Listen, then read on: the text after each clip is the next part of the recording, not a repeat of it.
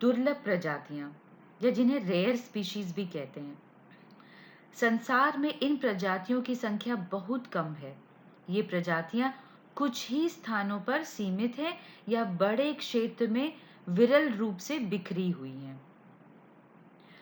आज जैव विविधता के संरक्षण या कंजर्वेशन ऑफ बायोडाइवर्सिटी के बारे में बात करते हैं।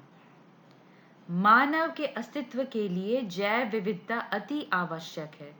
जीवन का हर रूप एक दूसरे पर इतना निर्भर है कि किसी एक प्रजाति पर संकट आने से दूसरों में असंतुलन की स्थिति पैदा हो जाती है। यदि पौधों और प्राणियों की प्रजातियां संकटापन्न होती हैं, तो इससे पर्यावरण में गिरावट उत्पन्न होती है और अंत में मनुष्य का अपना अस्तित्व भी खतरे में पड़ सकता है। आज यह बहुत जरूरी है कि मानव को पर्यावरण मैत्री संबंधी पद्धतियों के प्रति जागरूक किया जाए और विकास की ऐसी व्यावहारिक गतिविधियां अपनाई जाएं जो दूसरे जीवों के साथ समन्वित हों और सतत पोषणीय या जिसे सस्टेनेबल भी कहते हैं हों। इस तथ्य के प्रति भी जागरूकता बढ़ रही है कि संरक्षण तभी संभव और दीर्घकालिक होगा जब स्थानीय समुदायों व प्रत्येक व्यक्ति की इसमें भागीदारी होगी। इसके लिए स्थानीय स्तर पर संस्थागत संरचनाओं का विकास आवश्यक है। आज केवल प्रजातियों का संरक्षण और आवास स्थान की सुरक्षा ही अहम समस्या नहीं है, बल्कि संरक्षण की प्रक्रिया को जारी रखना भी उतना ही जरूरी है। सन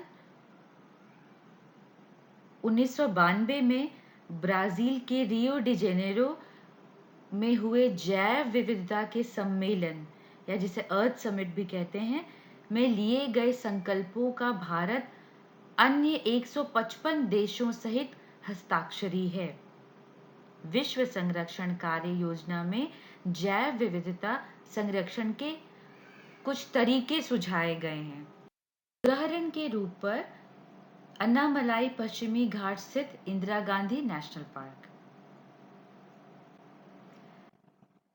जैव विविधता को समझने का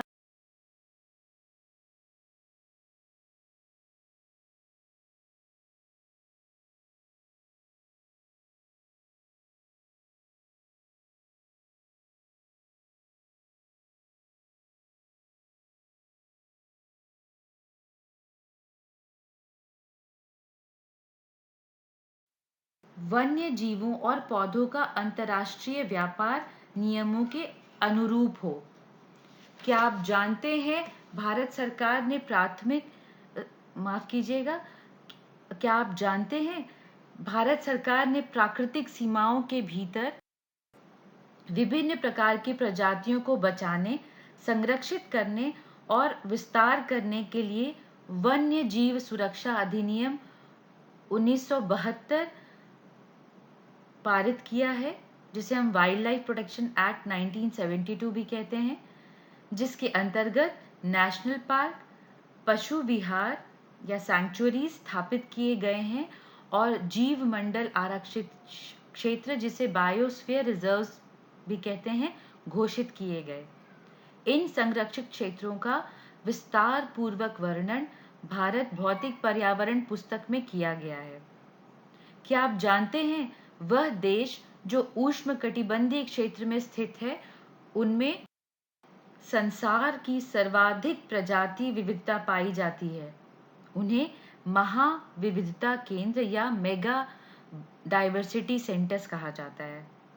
इन देशों की संख्या 12 है और उनके नाम हैं Mexico, Colombia, Ecuador, Peru, Brazil, Democratic Republic of Congo, Madagascar, चीन, भारत, मलेशिया, इंडोनेशिया और ऑस्ट्रेलिया।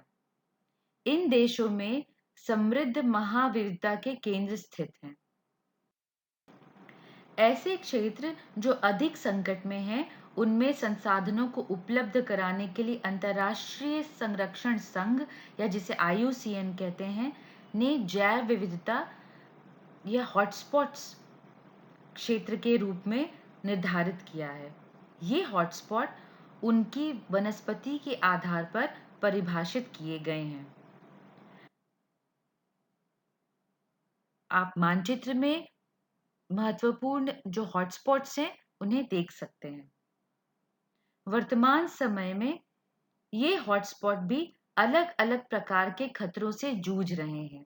इन सभी बातों को ध्यान में रखते हुए हमें जैव विविधता को पूरी लगन से संरक्षित करना चाहिए।